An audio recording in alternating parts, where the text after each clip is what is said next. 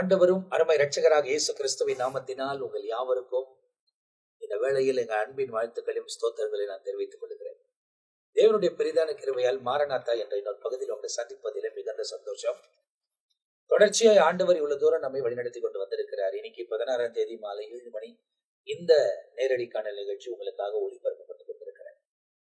அது ரொம்ப சந்தோஷமான விஷயம் என்னன்னா, இன்னைக்கு நம்ம மத்தியில மாரநாத்தா நிகழ்ச்சியில பங்கு கொள்ள நம்ம மத்தியில பிஷப் ரெவரண்ட் பென்னியஸ் ஐயா இருக்கிறாங்க. அதே நேரத்துல நம்ம ஜான் பீட்டர் ஐயா இருக்கிறாங்க. அவங்கள கூட இந்த நிகழ்ச்சியில நம்ம வர வைக்க போகிறோம். Praise Lord pastor. Praise Lord. ரொம்ப சந்தோஷமா இருக்குது அவங்களோட கூட உட்காந்து பேசுறதுக்கு. ஏன்னா சுவிசேஷ நிகழ்ச்சி, நித்திய ஜீவன் நிகழ்ச்சி எல்லாம் பேசும்போது ஏராளமான வசனங்களை ஆராய்வதற்கு தேவன் உதவி செய்தார். வசனத்தில தேறுவதற்கு கர்த்தர் கிருபை தந்தார். வசனங்களை அறிந்து கொள்வதற்கும், வசனத்தை எப்படி வாசிக்க வேண்டும், வசனத்தை எப்படி புரிந்து கொள்ள வேண்டும், வசனத்தில் எப்படி நாம் நடக்க வேண்டும் என்பதெல்லாம் அவங்க ஒருவேளை அவங்களுடைய அனுபவம், அவங்களுடைய வேதத்தின் முதிர்ச்சி, அதே நேரத்துல அந்த வயதுக்கு தகுந்த அந்த எக்ஸ்பீரியன்ஸ் அவங்களுக்கு இருக்கிறதுனால ரொம்ப அநேக காரியங்களை கற்றுக்கொள்வதற்கு தேவன் உதவி செய்தார். அவங்கெல்லாம் கூட இணைந்து செயல்படுகிறதுனாலதான் வசனத்துல தொடர்ந்து தேறி முன்னேறி கடந்து போவதற்கு தேவன் உதவி செய்கிறார் என்பதில் சந்தேகமே கிடையாது. அதனாலதான் நாம் எப்பவுமே வசனத்தை பேசுகிறவங்களோட கூட நாம் பழக்கங்கள் இருக்கும் போது நாமும் அந்த வசனத்துக்குரியவர்களாவே மாறி நடப்போம் என்பதில் சந்தேகம் இல்லை. எனவே இந்த மாரநாத்தா நிகழ்ச்சி ரொம்ப விசேஷமா இருக்க போகிறது என்பது தெரியும். அதுவும் இந்த குறுகிய காலத்தில் நடந்து கொண்டிருக்கிற காரியங்களிலே நாம் பார்த்து கொண்டிருக்கிற விஷயத்துல உலகம் முழுதும் ஏற்பட்டு கொண்டிருக்கிற இந்த யுத்த சூழ்நிலைகளிலே இந்த நிகழ்ச்சி உங்களுக்கு ரொம்ப விசேஷத்துமாய் இருக்க போகிறது. காரணம், 3 நாளைக்கு முன்ன இஸ்ரவேல் ஈராக்கை தாக்கி இருக்கிறார்கள். பதிலடியாய் அடுத்த நாளே ஈராக் இஸ்ரவேலரை தாக்கினார்கள். தெலவி பகுதியில சில சூழ்நிலைகள் ஏற்பட்டிருக்கிறது. அதே நேரத்துல இஸ்ரேலுடைய பார்டர்ல நிறைய சேதங்கள் உண்டாயிருக்கிறது. அதை குறித்து அதிகமான தகவல்கள் இல்லை. ஆனாலும் ஈராக் பகுதியில எல்லாரும் எக்ஸிக்யூட் பண்ணியிருக்கிறாங்க என்பதை தகவல் பூரணமாய் நம் செய்திகளில் பார்க்கிறோம். எல்லாத்துடைய சீஃபையும் அவங்க எக்ஸிக்யூட் பண்ணியிருக்கிறாங்க. ஆனாலும் இப்போது இந்த யுத்தம் நடந்து கொண்டிருக்கிறது. நாம் பேசிக் கொண்டிருக்கிற இந்த நேரத்திலையும் இது நடந்து கொண்டிருக்கிறது என்பதை நீங்கள் தெளிவாய் தெரிந்து கொள்ள வேண்டும். வேதத்தில் இவைகளை குறித்து ஏராளமான காரியங்கள் சொல்லப்பட்டிருக்கிறது. ஏன்னா பைபிள்ல இருந்ததும் இருக்கக்கூடியதும் இனிமே சம்பவிக்க போகிறது எல்லாமே இதுல எழுதப்பட்டிருக்கிறது. அதாவது இஸ்ரவேல் சகல புற ஜாதிகளால் மிதிக்கப்படும் என்பதாக இயேசு கிறிஸ்து துல்லியமாய் சொல்லி இருக்கிறது, வேதத்தில் எழுதப்பட்டிருக்கிறது. அப்போ இப்போ அந்த சூழ்நிலைக்கு ஏற்றதாக நடக்குது. அதுலயும் ரொம்ப முக்கியமான விஷயம் என்ன அப்படின்னா, முதலாவது முறை ரஷ்யாவின் பிரதமர் புட்டின் அவர்கள் இஸ்ரவேலோ பிரதமரோடு கூட பேசியிருக்கிறார். இஸ்ரவேலை கண்டித்திருக்கிறதாக தகவல்கள் வெளியாயிருக்கிறது. அப்போ கடைசியா இந்த ரஷ்யா தான் இஸ்ரவேலுக்கு விரோதமாய் வரும். அவங்களோடு கூட சேர்ந்து எல்லாரும் செயல்பாடுக்குள்ள வருவார்கள். அப்போது இயேசு தலையிடுவார் என்பதாக வேதத்தில் எழுதப்பட்டிருக்கிறது. தேவன் இறங்குவார் என்பதாக சொல்லப்பட்டிருக்கிறது. அப்ப இப்படிப்பட்ட காலத்தில் நாம் வாழ்ந்து கொண்டிருக்கிறோம். இவைகள் எல்லாம் சம்பவிப்பதற்கு முன்பதாக எடுத்துக்கொள்ளப்படுதல் ஒன்றும் இருக்கிறது. அதுக்கு ரொம்ப நெருங்கி வாழ்ந்து கொண்டே இருக்கிறோம். அதுக்கான அடையாளங்கள் எல்லாம் நிறைவேறி கொண்டிருக்கிறது. அப்ப உலகத்தில் எல்லாவற்றுக்கும் அடையாளங்கள் நமக்கு சொல்லப்பட்டிருக்கிறது. அந்த அடையாளத்தை தெளிவாய் தெரிந்து கொண்டு அதுக்கு ஏற்ற மாதிரி நம்ம வாழ்க்கை முறையை அமைத்துக் கொள்ள வேண்டும். அப்போ நாம் ப்ரிப்பேர் பண்ணுவதற்காக ஆண்டவர் நமக்கு தொடர்ந்து சொல்லிக் கொண்டே இருக்கிறார். அப்ப என்ன மாதிரி ப்ரிப்பரேஷன் எல்லாம் இருக்கணும், இப்ப நம்ம எப்படிப்பட்ட சூழ்நிலையில் இருக்கிறோம் என்பதை தேவனுடைய ஊழியர்கள் நம்மோடு கூட ஆண்டவர் அவங்களுக்கு உணர்த்தின காரியங்களோடு கூட நம்மோடு கூட வெளிப்பட போறாங்க. அதுல முதலாவது பென்னியஸ் ஐயா பேசுவாங்க நினைக்கிறேன். இந்த கடைசி நாட்களில் கடைசி நாட்களில் வாழ்ந்து கொண்டிருக்கிறோம். இப்போ பாத்தீங்கன்னா யுத்தங்கள், அதாவது மத்தேயு 24 சொல்லப்பட்டபடி எல்லாம் நடக்குது. அதே போல லூக்கா எழுதின சுவிசேஷம் 21ஆம் அதிகாரம் 17ஆம் அதிகாரம், இது 2ல லூக்கா எல்லாம் எழுதி வச்சிருக்கிறார். அது நம்ம கண்களுக்கு முன்புதான் நடக்குது. மார்க் எழுதின சுவிசேஷம் 13ஆம் அதிகாரம் என்ன சொல்லப்பட்டிருக்கிறதோ அதன் பிரகாரம் நடக்குது. இப்ப இவைகள் எல்லாம் நமக்கு முன்ன சம்பவித்துக் கொண்டிருக்கிற அந்த காலத்துல இவரும் யோவானும் 21ஆம் அதிகாரத்துல அவர் எழுதியிருக்கிறார். அப்ப இவைகள் எல்லாம் ஒவ்வொன்றா நம்முடைய கண்களுக்கு முன்புதான் நடக்குது. இதை குறித்து நம்ம எச்சரிப்பு கொடுத்து கொண்டே இருக்கிறோம். அவங்களுக்கு எச்சரிப்பு கொடுக்கிறோம். என்னன்னா, நாங்களா கொடுக்கறதுல ஆவியானவர் உணர்த்துகிறார். அதன்படி அவங்களோட கூட பேசிக்கொண்டே இருக்கிறோம். சோ இப்படிப்பட்ட ஒரு காலம் நடக்குது. இப்படிப்பட்ட அடையாளம் கொடுக்கப்படுது. ஏன்னா ரொம்ப முக்கியமா என்ன அப்படின்னா, அவர் அந்த நாளையும் அந்த நாளிகையையும் ஒருவரும் அறியார் என்று இயேசு சொல்லி இருக்கிற ஒரு வசனம் தான். தேவ தூதர்களும் அறியார்கள் என்பதை சொல்லப்பட்டிருக்கிறது. அப்போ அவர் வருவதற்கான நாள் ஒரு பக்கம் என்ன அப்படின்னா, நிறைய வீடியோஸ் தொடர்ச்சியாய் சமூக வலைத்தளத்தின் ஒரு பகுதி நம்ம கையில இருக்கிறதுனால அங்கங்க ஜனங்கள் சொப்பனத்தை கண்டு அங்கங்க ஆண்டவர் தனித்தனிப்பட்ட நபர்களுக்கு வெளிப்படுத்தி அவர் பேசிக்கொண்டே இருக்கிறார். இந்த மாதிரி நான் வரப்போகிறேன், ஆயத்தப்படுங்க. இப்ப பாஸ்ட் ஆரம்பிக்கிறதுக்கு முன்னாடி அது கூட ஒரு வீடியோ உங்களுக்கு காண்பிக்கிறேன் பாருங்க. இந்த வீடியோ நீங்க பாத்துருங்க. இந்த இடத்துல இந்த வீடியோ உங்களுக்காக காமிக்கிறோம். இந்த சகோதரிக்கு ஆண்டவர் சொப்பனத்தை கொடுத்து அவங்க இதுவரை பேசல, அவங்க பேசாதவங்க வீடியோல வந்து பேசுறாங்க. அவங்க எப்படி பேசுறாங்கன்றத நீங்க பார்த்தாலே தெரிந்து கொள்ள முடியும். அவங்களுக்கு சொன்னதை அவங்க எழுதி வச்சு கொள்றாங்க. எழுதி வைத்த காரியத்தை உங்களுக்கு படிச்சு காமிக்கிறாங்க. ஒரு 2 நிமிஷம் தான் அந்த வீடியோ உங்களுக்கு வெளிப்படுது. ஏன் இந்த வீடியோ காமிக்கிறோம் அப்படின்னாக்கா, இது எங்களுக்கு மாத்திரமல்ல, உலகத்தில் தேவனை சார்ந்து வாழக்கூடிய அத்தனை பேருக்கும் ஆண்டவர் வெளிப்படுத்தி கொண்டே இருக்கிறார். நிர்விசாரணமா இருக்கக்கூடியவர்கள் நிர்விசாரணமா இருக்கிறார்கள். ஆனால் நீங்கள் நிர்விசாரணமா இருக்க கூடாது என்பதுதான் ஆண்டவர் இந்த நிகழ்ச்சி வாயிலா அவங்களோடு கூட பேசிக் கொண்டிருக்கிறார். இப்போது அந்த வீடியோவை நீங்க பாத்துருங்க. All right, y'all. I got a word from the Lord. I've never done this before. I thought everybody that did this was so fake. And so I've contacted some of my sisters in Christ. And I've written it down. I got it right here. It's 2 pages. But I'm going to read it. And I know I might look crazy, but it is what it is. And I'm just going to read it to y'all. It says, I'm the Lord your God, King of the universe. I am coming to get my harvest. I'm not coming with peace, but I'm coming with a sword. He gave me Matthew 10:14. I will trample on snakes and the defiled. Fire and brimstone is coming. America will fall.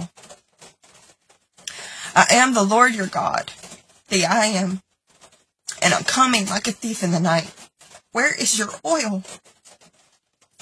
Saith the living God. Stay true to me. You're under my protection. You don't have long. The angels are getting into format.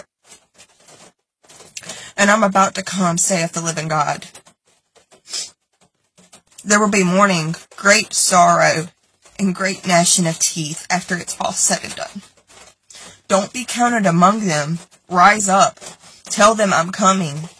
You don't have long. You think it's bad now, just wait.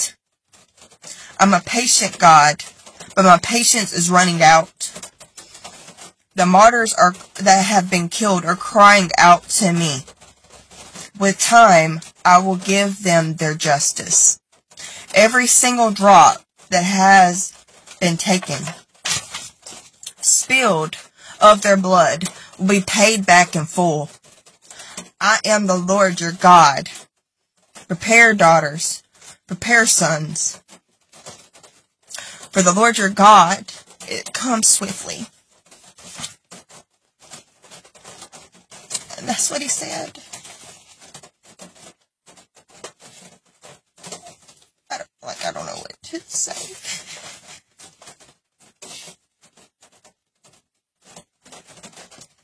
I don't know what to say. I feel like I'm gonna be sick. This is the first time he's ever told me to write something down, and I had asked him to help me with my spiritual gifts to where I could communicate with him. And he said, write this down. And I had told him, I was like, Lord, if there's I've been telling him for months. I said, Lord, if there's anything you want me to say, I'll say it. Just tell me and I will tell them.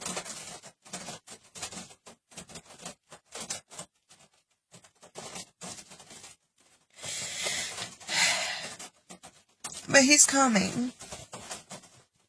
And I wanted to tell y'all that he said he is coming. இப்போ அந்த வீடியோவை பார்த்திருப்பீங்க. அவங்க பேசின காரியத்தை நீங்க தெளிவா புரிந்து கொள்ளணும். அப்ப ஆண்டவர் என்ன சொல்ல வருகிறார் என்பதை அதுதான் இப்போ நம்ம மத்தியில பிஷப் ரெவரண்ட் பெனியே செய்ய தொடங்க போறாங்க. இப்போ அந்த வீடியோல பார்த்த மாதிரி கூட பாஸ்டர் அந்த சகோதரி பேசுகிறதையும் ஆண்டவர் அவங்களுக்கு சொன்னதை அவங்க எழுதி வைத்து, நான் சீக்கிரமா வர போறேன், என்னுடைய நேரம் வருகிறது, இந்த முறை நான் வரும்போது பட்டயத்தோடு தான் வருவேன், நியாயத்திற்கு வரேன், இரக்கம் கொடுக்கறதுக்காக இல்ல, இரக்கத்தின் காலம் முடிகிறது, கிருபையின் காலம் முடிகிறது அப்படின்றதெல்லாம் ஆண்டவர் அங்க சொல்லி, இதை ஜனங்களுக்கு சொல்லு அப்படின்னு சொல்லி தைரியமே இல்லை அவங்களுக்கு சொல்றதுக்கு. ஏன்னா ஃபர்ஸ்ட் டைம் நான் வீடியோல வெளியே வரேன், நான் இதை பேசுறேன், ஏன்னா என்ன ஆண்டவர் சொல்ல சொன்னாரு, அதனால சொல்றேன் அப்படின்னு சொல்றாங்க. இந்த மாதிரி ஏராளமான ஜனங்கள் இந்த நேரத்துல பரிசுத்த ஆவியானவர் ஏவி ஏவி அங்க அங்க அங்க அங்க பேசி கொண்டிருக்கிறத பார்க்கிறோம். அப்போ நம்ம என்ன செய்யணும்? எந்த காலத்துல இருக்கிறோம்? கர்த்தருடைய நாம் மகிமைப்படுவதாக. மாரநாத்தா அந்த நிகழ்ச்சியில ஆண்டவராக இயேசு கிறிஸ்து சீக்கிரமாய் வரப்போகிறார் என்ற எச்சரிப்பின் சத்தத்தை நாம் சொல்லிக் கொண்டே இருக்கிறோம். அது நாம சொல்ல, ஆவியானவர் நமக்கு உணர்த்தி, ஆவியானுடைய ஏவுதலினால் அந்த வார்த்தைகளை கண்டிப்பா சொல்லிக் கொண்டிருக்கிறது மாத்திரமல்ல, உலகத்தின் பல பகுதிகளிலே இயேசு வரப்போகிறார் என்று சொல்லி போதிக்கும்படியாய் ஆண்டவரே ஏவுகிறார். அதற்கு இந்த வீடியோ ஒரு ஆதாரமாய் இருந்தது. அடுத்தபடியாக இயேசு வருகிறார், இயேசு வருகிறார், வரப்போகிறார் என்ற வெளிப்பாடுகளும் இவளை ஜனங்களிடத்திலே சொல்லுங்கள் என்று ஆவியானவர் ஏவுதலும் அதிகமாய் நாம் பார்க்கிறோம். ஆனால் செய்ய வேண்டியது என்ன என்று சொன்னால், ஆமோஸ் 4வது அதிகாரம், ஆமோஸ் 4வது அதிகாரத்தை எடுத்துக்கொண்டு அதிலே 12வது வசனத்தின் கடைசி பகுதியை நாம் வாசித்து பார்ப்போம் என்றால், ஆமோஸ் 4வது அதிகாரம் 12வது வசனத்தின் கடைசி பகுதி. அங்கே என்ன சொல்லப்பட்டிருக்குது? உன் தேவனை சந்திக்க ஆயத்தப்படு. இதுதான் ரொம்ப முக்கியமான வார்த்தை.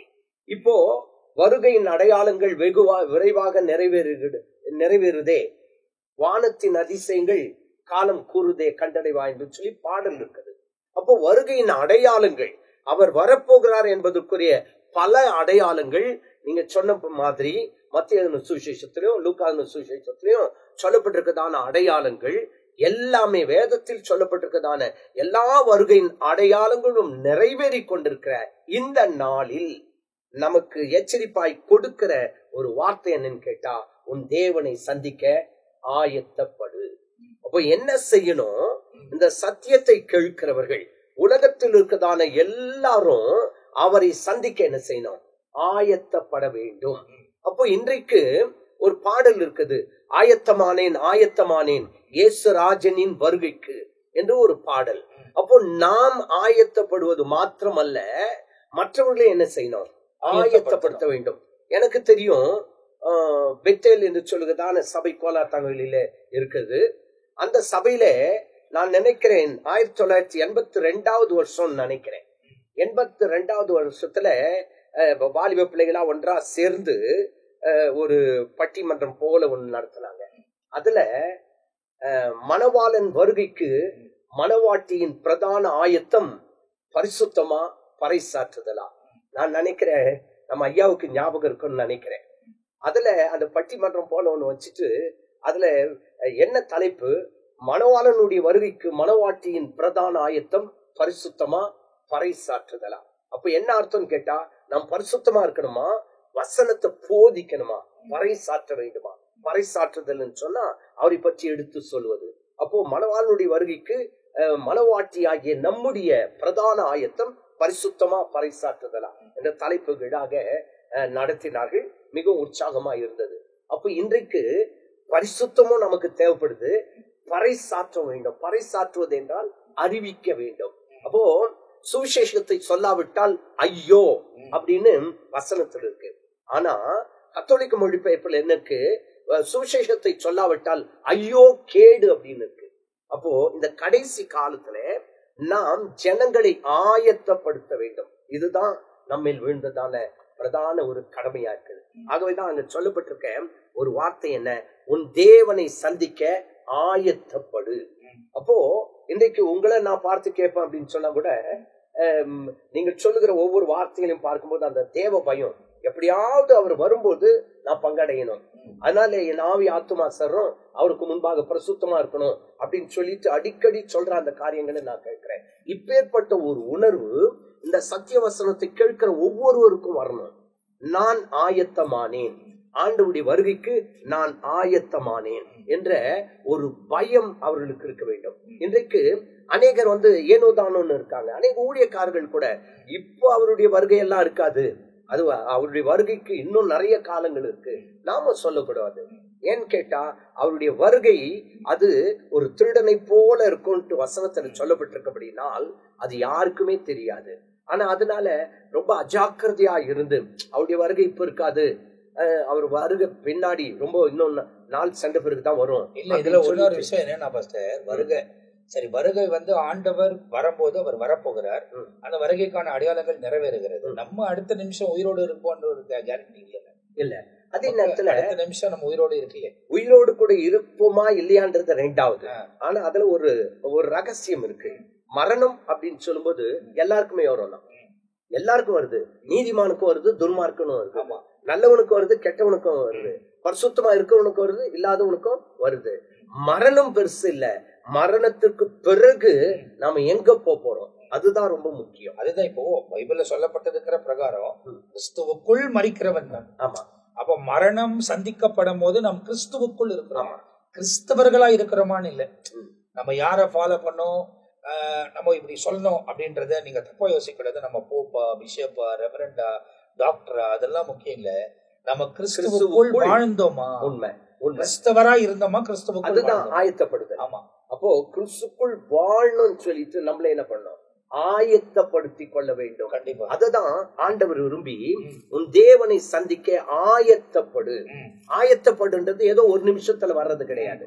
அதற்காக பல வருடங்கள், பல மாதங்கள் என்ன செய்யணும், ஆயத்தமாகி கொண்டே இருக்க வேண்டும். உதாரணமாக எங்கேயோ ஒரு இடத்துக்கு டிராவல் நாம் போறோம் அப்படின்னு சொன்னா, ஒரு நாளைக்கு முன்னாடியோ அல்லது பல நாளைக்கு முன்னாடியோ என்ன செய்யறோம், ஆயத்தமாகறோம். ட்ரெஸ்ஸை ரெடி பண்றோம், ஷூட்கேஸை ரெடி பண்றோம், வழியில ஆகாரத்தை ரெடி பண்றோம், அந்த டிக்கெட் ரெடி பண்றோம். இதெல்லாம் ஆயத்தமாகிற காரியங்கள்.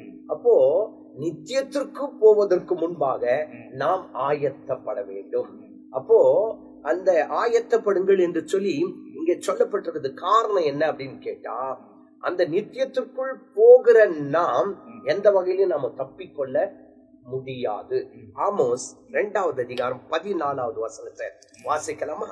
ஆமோஸ் 2வது அதிகாரம் 14வது வசனம். அப்பொழுது வேகமானவன் ஓடியும் புகலிடமில்லை, பலவான் தன் பலத்தினால் பலப்படுவதும் இல்லை, பராக்கிரமசாலி தன் பிராணனை தப்புவதும் இல்லை. அப்ப என்ன அர்த்தம்? ஆயத்தமாகணும், தப்பிக்கொள்ள முடியாது. போக்கு சொன்னாங்க, இடம் இல்லை, அவரை சந்திக்க ஆயத்தமாகணும். உதாரணமாக இப்போது இந்த நிகழ்ச்சி நாங்கள் எடுக்கிற அந்த நாட்களுக்கு முன்பாக தான் பல துர்ச்செய்திகளை கேள்விப்பட்டிருக்கிறோம். ஏன்னு கேட்டா இது கடைசி நாள்ல நடக்கும் அப்படின்ட்டு வேதத்துல சொல்லியிருக்கு.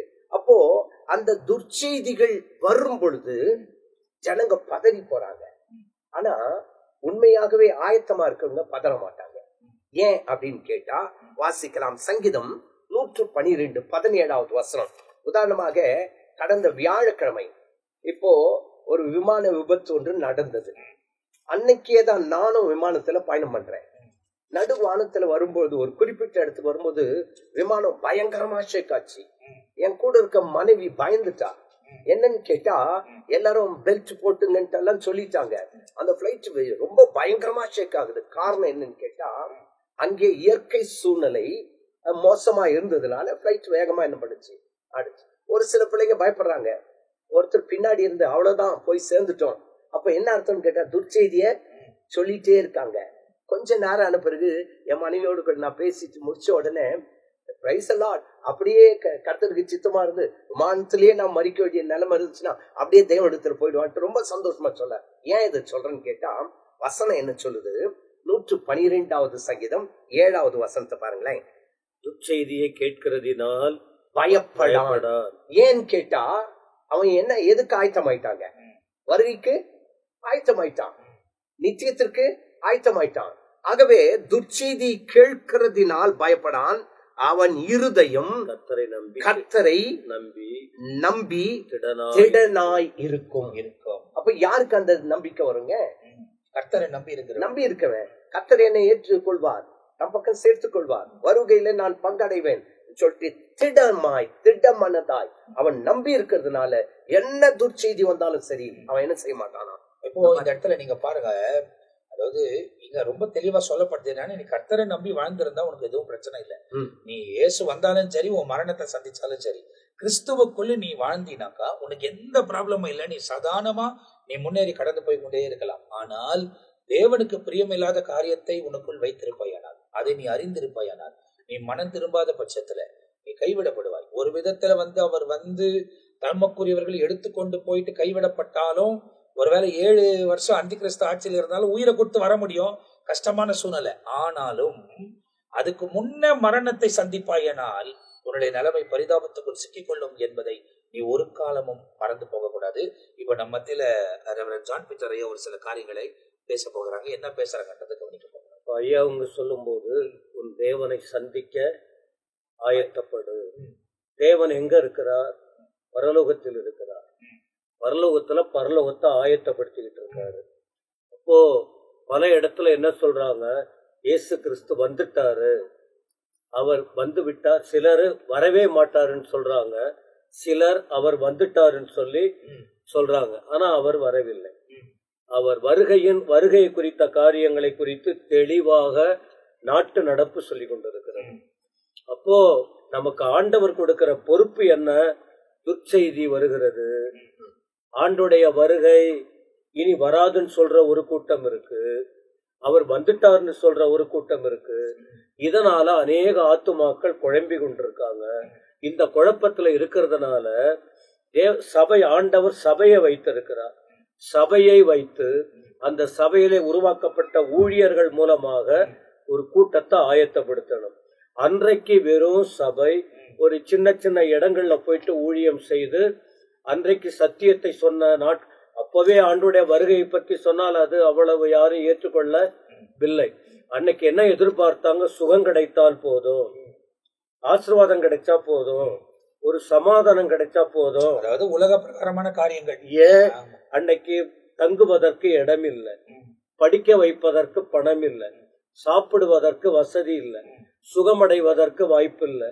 அதனால அன்றைக்கு பல வருஷங்களுக்கு முன்பு ஜனங்கள் அதுல கவனம் செலுத்தினாங்க.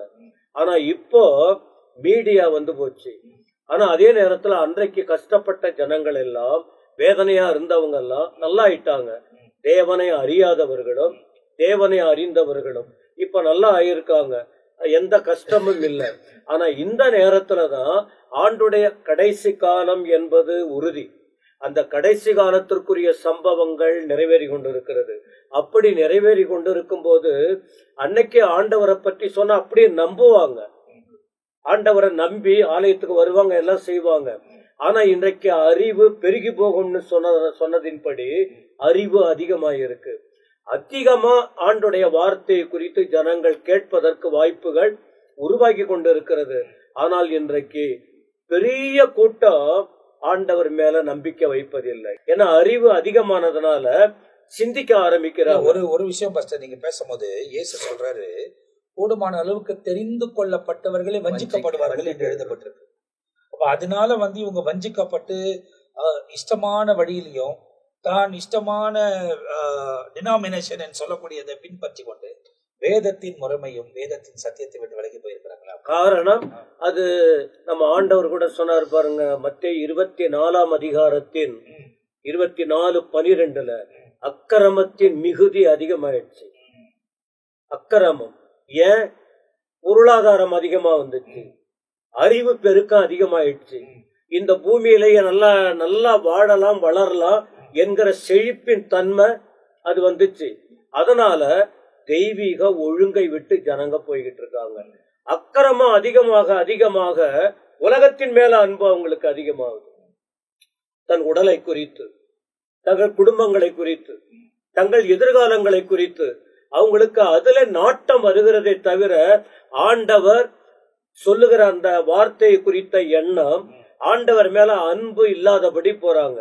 அப்ப நான் குறிப்பிட்ட அந்த வசனத்துல அக்கிரமத்தின் மிகுதியினால் அன்பு தணிந்து போகும்.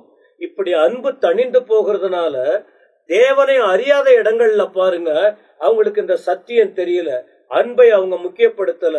கொலை செய்வதும் பழி வாங்குவதும் காணப்பட்டது. ஆனா இன்னைக்கு கிறிஸ்தவத்துக்குள்ள பாருங்க, சபைகளுக்குள்ள பாருங்க, எதை செய்ய கூடாதுன்னு சொல்றாங்க அதை தான் அவங்க செஞ்சுக்கிட்டே இருக்காங்க. ரொம்ப துணிகரமா அந்த ஆண்டவர் பேசுறார், ஆண்டவர் உணர்த்துகிறார், வருகையை குறித்து ஆண்டவர் சொல்லிக்கிட்டு இருக்கிறாரு. அவங்க அதை கவனிக்கிறதே கிடையாது.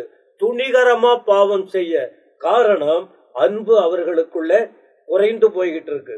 அதனால்தான் அப்போஸ்தலனாகிய பவுல் 1 தெசலோனிக்கேயர் நிருபத்துல 4ஆம் அதிகாரம் படிச்சு பாத்தீங்கன்னா வரிசையா அவர் சொல்லிக்கிட்டு இருக்கிறாரு, வருகையில் காணப்பட வேண்டுமானால். ஒரு இப்போ சபைக்குள்ள இருக்கிறவங்களும் சத்தியத்தை விட்டு விலகி போகிற காலங்கள், சத்துருவின் தீய திட்டங்கள் அவன் துணிகரமாய் செயல்பட்டு கொண்டிருக்கிறான். இந்த நிலையில ஆண்டவர் பவுலை அன்றைக்கு வல்லமையாய் பயன்படுத்தி, அன்றைக்கே ஆண்டவர் வருகிறார், மாரநாத்தான்னு சொல்றோமே, இந்த வார்த்தையை அவர் நிருபத்துலதான் எழுதி வச்சிருக்கிறார். கர்த்தர் வருகிறார் அப்படின்னு சொல்லி அதிகமா அவர் தான் எழுதி, அவர் விழிப்பூட்டின வார்த்தைகள் தான் இன்னைக்கு அதிகமா நாம தியானித்து கொண்டிருக்கிறோம் ஆண்டவருக்கு அடுத்து. அப்படி சொல்லும் போது 1 தெசலோனிக்கேயர் 2 தெசலோனிக்கேயர் இவைகளில் எல்லாம் பார்க்கும்போது ஆண்டவர் வருகிறாருங்கிறது மட்டும் இல்ல, வருகையில எப்படியெல்லாம் இருக்கும், எத்தனை வருகை இருக்கு, அந்த வருகை குறித்த விளக்கங்களும், இந்த வருகையை தடை செய்கிற காரியங்கள் என்ன என்றும், ஆண்டவர் எப்ப வரப்போகிறாருங்கிற தெளிவான காரியம் எல்லாம் இந்த 2 நிருபங்களில் அதிகமாய் சொல்லுகிறதை பார்க்க முடியும். 2 நிருபங்களிலும் பார்க்கும்போது 1 தெசலோனிக்கேயர் எடுத்துக்கொண்டா அதுல 5 அதிகாரம் இருக்குது. ஒவ்வொரு அதிகாரத்திலையும் அவருடைய வருகை குறித்து சொல்லப்பட்டிருக்குது. அதாவது 1 தெசலோனிக்கேயர் 1வது அதிகாரம் கடைசி வசனத்துல பார்க்கும்போது அங்கே இயேசு பரலோகத்திலிருந்து வருகிறதை நீங்கள் எதிர்பார்த்து கொண்டிருக்கிறீர்கள் வருகை பற்றி. 2வது அதிகாரத்தை பார்க்கும்போது 19வது வசனத்திலும் பார்க்க நேரத்துல கர்த்தராகிய கிறிஸ்து வரும் பொழுது அப்படின்ட்டு அங்க சொல்லப்பட்டிருக்கிறது 2வது அதிகாரத்திலையும். 3வது அதிகாரத்தை பார்க்கும்போது 3ஆம் அதிகாரம் கடைசி வசனத்தை இவ்விதமாய் நம்முடைய கர்த்தராகிய இயேசு கிறிஸ்து தமது பரிசுத்தவான்கள் அனைவரோடும் வரும்போது நீங்கள் நம்முடைய பிதாவாகிய தேவனுக்கு முன்பாக பிழைய பரிசுத்தமுள்ளவர்களாய் இருக்கும்படி உங்கள் இருதயங்களை ஸ்திரப்படுத்துங்கள். அங்கேயும் வருகை பற்றி. 4வது அதிகாரத்தை எடுத்துக்கொண்டா அங்கேயும் ஏனென்றில் கர்த்தர் தாமே ஆரவாரத்தோடும் பிரதான தூதருடைய சத்தத்தோடும் 16வது வசனம். 5வது அதிகாரத்திலையும் பார்க்கும்போது இங்கே ஆண்டவர் தம்முடைய வருகை குறித்து 5வது அதிகாரத்திலும் அங்கே 23வது வசனத்துல வாசிக்கிறோம். அதே போல 2 தெசலோனிக்கேயரிலும் பார்க்கும்போது ஒவ்வொரு அதிகாரத்திலையும் அவர் வருகை குறித்து தெளிவாய் சொல்லுகிறார். இப்படி சொல்றதுனாலதான் இந்த வருகை குறித்த 13ல பாஸ்டர் அவங்க சொல்லி காட்டினாங்க பாருங்க. அதனால இன்னும் கூடுதலா சொல்றாரு. இப்ப நம்முடைய கேள்வி என்ன, வருகை நடந்துகிட்டு இருக்கு தெளிவா. இப்போ இனி யாரையும் ஏமாற்ற முடியாது. அரசியல் ரீதியா நாம வெறும் வேதத்தை தான் நம்பிக்கிட்டு இருந்தோம். அடுத்து விஞ்ஞானத்தை பறைசாற்றுகிற நிரூபிக்க செய்த காரியங்களும் உண்டு. இப்போ அரசியல் சம்பந்தமாவே நாட்டு நடப்புல என்னென்ன நடக்கும்னு சொல்லி தெளிவா ஆண்டவர் சொன்னபடி பைபிள்ல சொல்லப்பட்ட தீர்க்க தரிசன வசனங்களில் ஆண்டவர் சொன்ன வார்த்தை கண் காண. இது எப்ப அன்னைக்கெல்லாம் தெரியாது, இந்த ரேடியோவில தான் கேட்டுக்கிட்டு இருந்தோம். இன்னைக்கு டிவியில பாக்குறோம், நம்ம கையில இருக்கிற மொபைல்லையே அதை எடுத்து பார்த்தாலே இஸ்ரவேல் தாக்கப்படுகிற ஜனக்கூட்டம் பசியால ஓடுறது, புகை ஒரு பக்கம், அந்த எல்லாத்தையும் நம்ம கண்ணால பார்க்கும்போது நமக்கே கஷ்டமா இருக்கு. இப்படி படிக்கும் போது தியானிக்கும் போதுதான் வேதத்தின் மீது கவனத்தை செலுத்த வேண்டியது இருக்கு. நம்ம கண்ணு முன்னால நாட்டுல நடக்கிற நிகழ்வுகள் நம்மை தெளிவாக்குகிறதினால் அப்ப இத படிக்கும் போது 13ஆம் வசனத்துல ஆண்டவுடைய வருகையை குறித்து அவர் சொல்லுகிற வேளையில் 4ஆம் அதிகாரம் 1ஆம் வசனத்துல அன்றியும் சகோதரரே நீங்கள் என்ன பிரகாரம் தேவனுக்கு பிரியமா இருக்கணும்னு கேட்டுக்கொள்ற. அப்ப வருகைக்கு போகணும்னா என்ன செய்யணும்? அதுதானே இப்ப நாம ஆயத்தப்படுத்தணும். கண்டிப்பா ஆயத்தப்பட வேண்டும், ஆயத்தப்படுத்த வேண்டும். அந்த ஆயத்தப்படுன்னு ஐயா சொன்னாங்க ஆமோஸ் 4ஆம் அதிகாரத்தில் 12ஆம் வசனத்துல. அங்க சொன்னாங்க உன் தேவனை சந்திக்கும்படி ஆயத்தப்படு. ஆனா எசேக்கியேல் 38ஆம் அதிகாரம் 7ஆம் வசனத்துல பார்க்கும்போது ஆயத்தப்படு, உன்னோடு கூட ஒரு கூட்டத்தை ஆயத்தப்படுத்து, அது மட்டும் இல்ல அவர்களுக்கு நீ காவலாளனாயிரு, அவங்களுக்கு நீ பாதுகாப்பாயிரு. இத ஆண்டவர் சொல்றாரு. அப்போ ஆயத்தத்தை குறித்து சொல்லி வருது. ஆயத்தப்படுத்துறது யார்? ஆயத்தப்படுத்துறது அறிந்தவங்க தான் ஆயத்தப்படுத்தணும். அப்ப இந்த பவுல் அதை அறிந்தபடியினால் இப்ப ஆயத்தப்படுத்திக்கிட்டு இருக்கிறாரு. எதை ஆயத்தப்படுத்தினார்? அன்றைக்கு அவர் கரத்தில் கொடுக்கப்பட்ட மந்தையை. ஏன் அவர்கள் ஏன் அதை அந்த ஆயத்தப்படுத்துறாருன்னா, ஜனங்களுக்கு அவ்வளவு புரிந்து கொள்ளுதல் இல்லை. அந்த ஜனங்களை தாறுமாறாக்குவதற்கு, அக்கிரமத்தை உள்ளே புகுத்துவதற்கு அவன் செயல்பட்டு கொண்டிருக்கிறான். அப்ப அவர்களுக்கு தெளிவான திருஷ்டாந்தங்கள் தேவை, தெளிவான வார்த்தைகள் தேவை. அதனால பவுல் நேரடியா கர்த்தரை சந்தித்தவர். தெளிவா நிறைய வார்த்தைகளை இந்த பவுலுக்கு ஆண்டவர் கற்றுக் கொடுத்ததுனால, பல சபைகளை ஸ்தாபித்ததுனால, அந்த சபைகளின் நிர்விசாரங்களையும் அறிந்தவர், அந்த ஜனங்களின் அன்பின் தன்மையையும் அறிந்தவர். ஆனா இந்த தெசலோனிக்கே சபை ஒரு வித்தியாசமானது. அவர்கள் தன்மை ஆண்டவர் வெளிப்படுத்தி, பவுல் வெளிப்படுத்தி காட்டுறாரு. அப்ப அவங்களுக்கு முதல்ல என்ன சொல்றாரு? நீங்க முதல்ல ஆண்டவருக்கு முன்னால பிரியமா வாழணும்.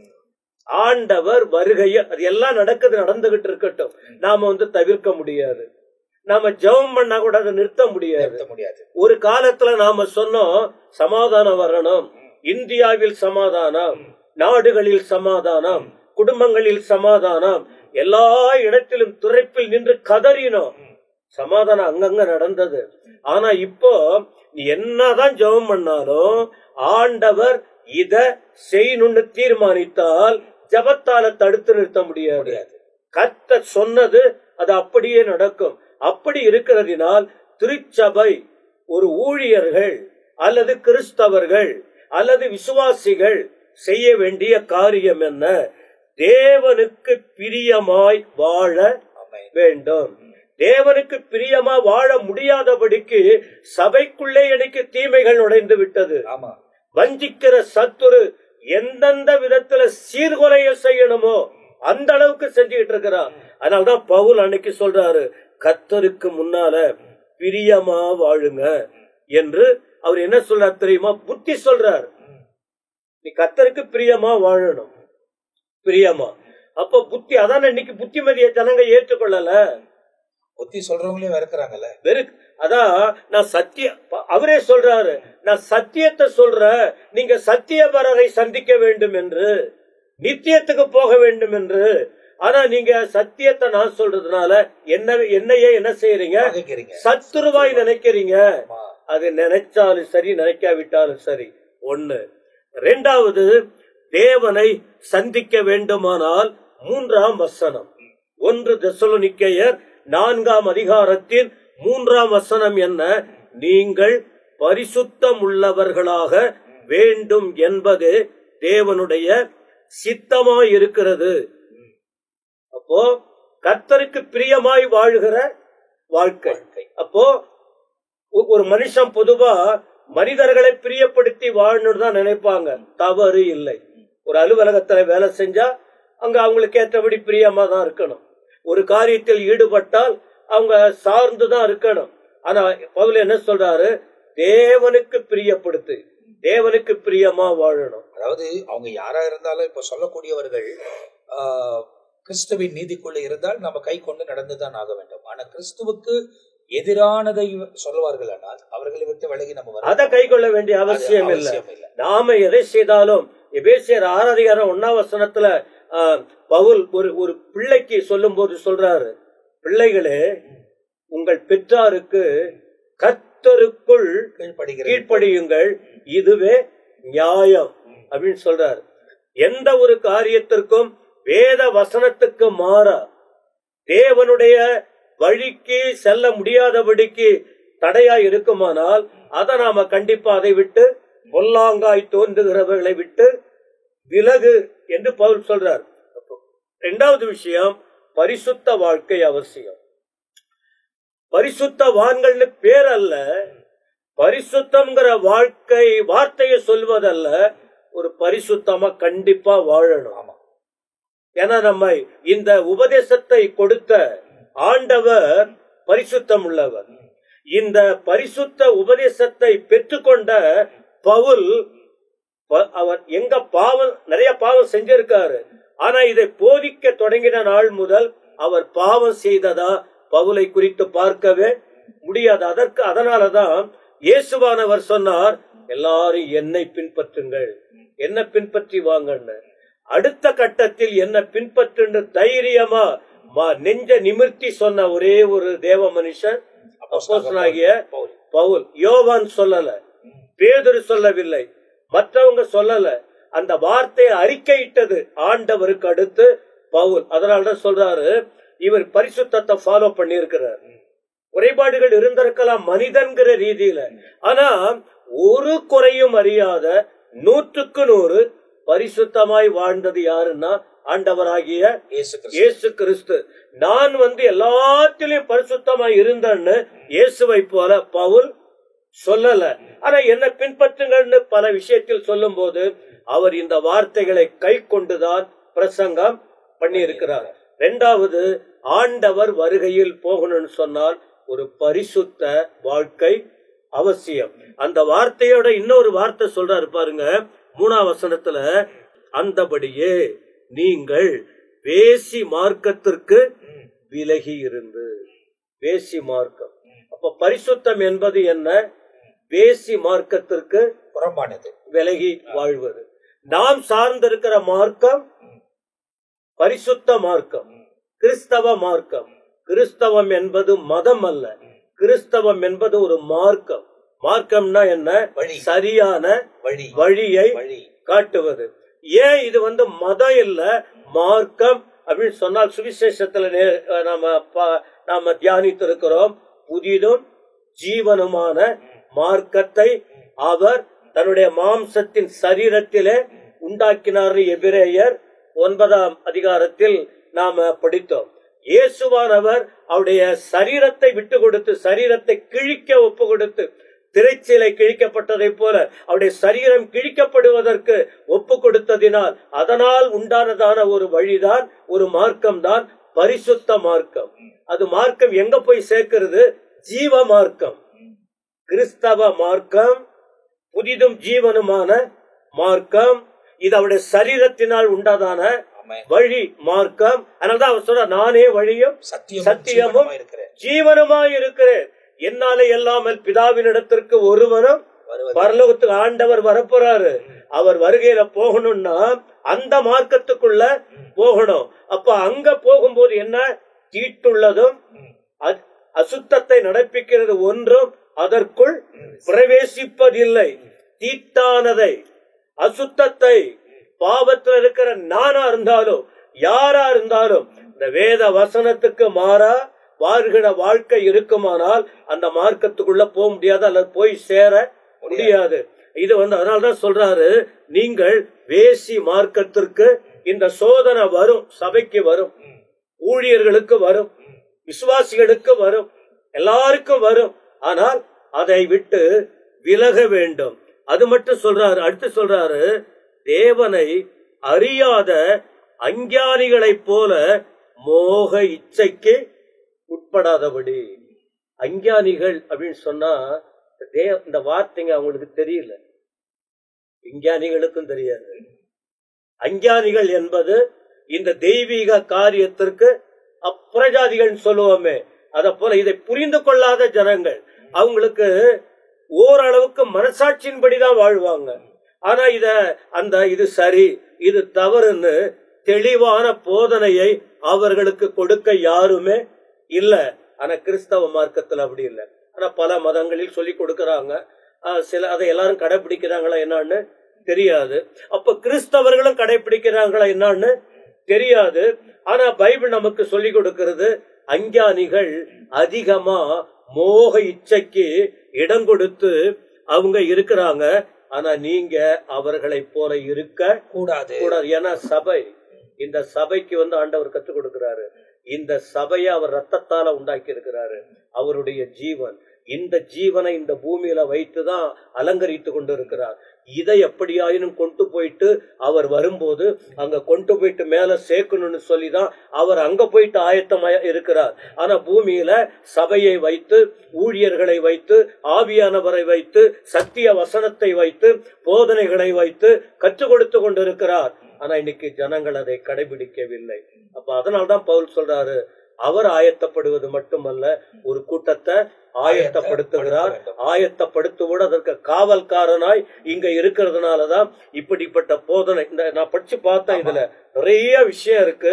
இது அவருடைய வருகையில் செல்லுவதற்குரிய விஷயங்கள். அடுத்து பேசுங்க. இப்ப இந்த இடத்துல நீங்க பாத்தீங்கன்னா பாஸ்டர் பேசும்போது இந்த தெசலோனிக்கேயில் இருக்கிற ஒவ்வொரு அதிகாரத்திலையும் வருகை குறித்து அவர் பேசுகிறார். அந்த இடத்துல இந்த திருச்சபைக்கு எழுதுகிற இந்த கடிதத்தில அவர் எல்லாவற்றிலும் வருகை குறித்து பேசுகிறார். அப்ப இந்த கடைசி மணி நேரத்தில் வாழ்ந்து கொண்டிருக்கிறோம். இதெல்லாம் 1வது நூற்றாண்டில பேசப்பட்டது. ஆனா 21ஆம் நூற்றாண்டிலே நாம் தான் சமீபம் உள்ளவர்களா இருக்கிறோம்.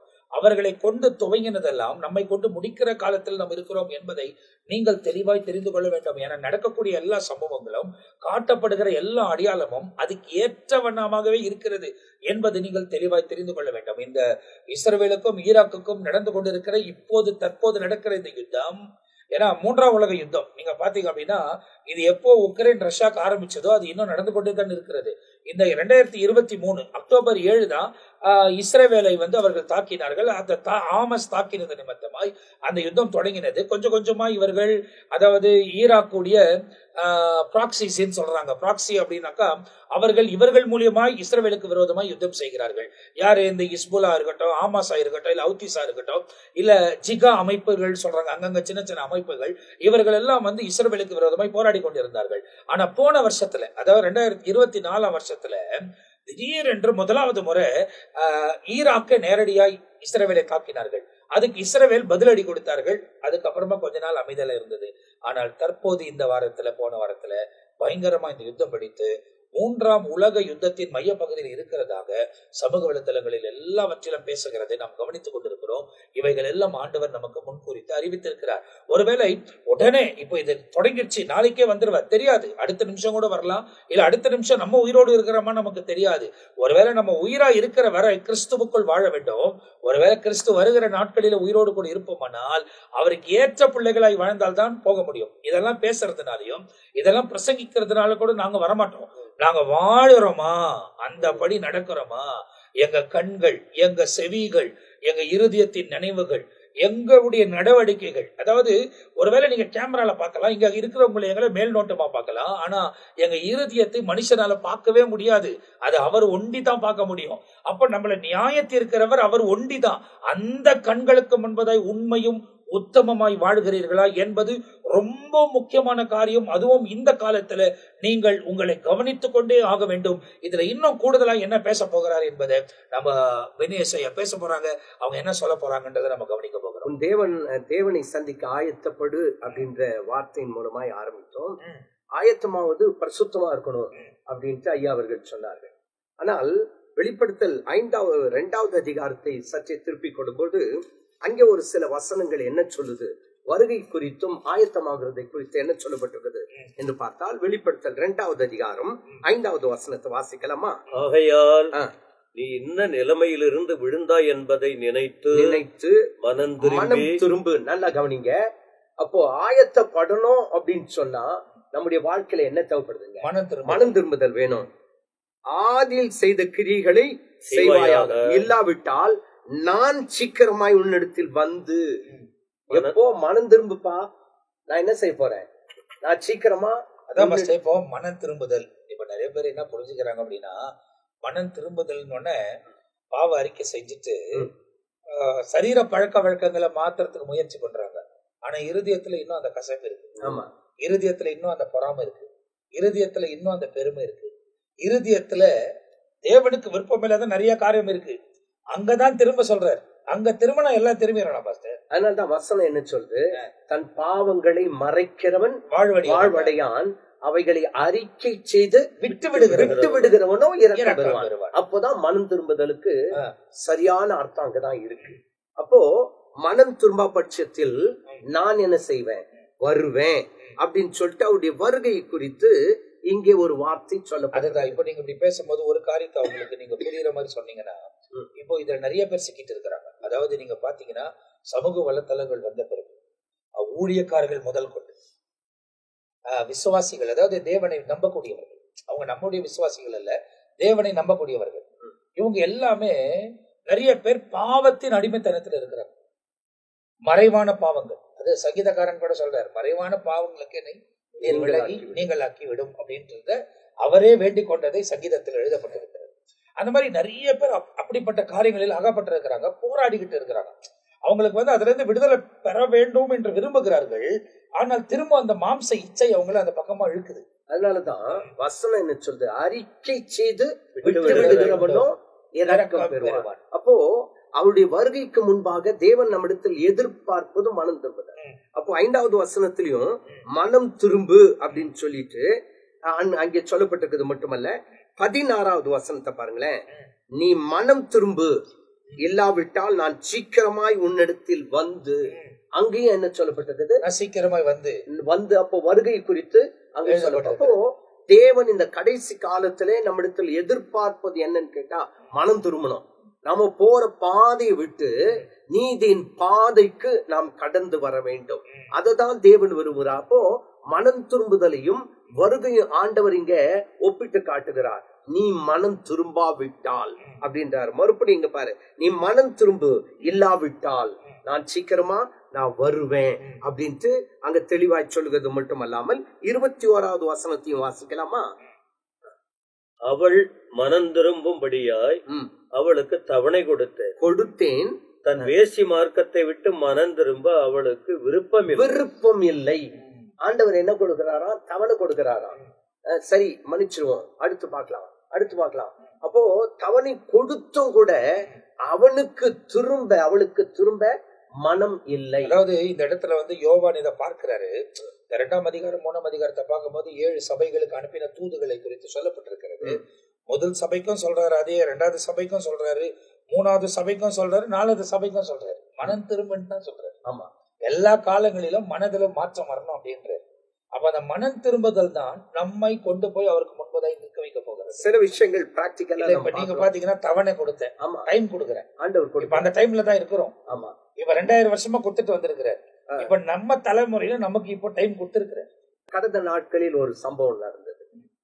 ஒரு பயங்கரமான ஒரு ஆக்சிடென்ட், கார் ஆக்சிடென்ட் ஆகும்போது அதே ஸ்பாட்ல 2 பேர் மரித்து போனார்கள். ஒருத்தர் அந்த இடத்தை விட்டு போயிட்டாப்ல. 2 பேரும் மிகவும் சீரியஸான ஒரு கண்டிஷன்ல ஆஸ்பத்திரியில் நிறுத்தப்பட்டாங்க.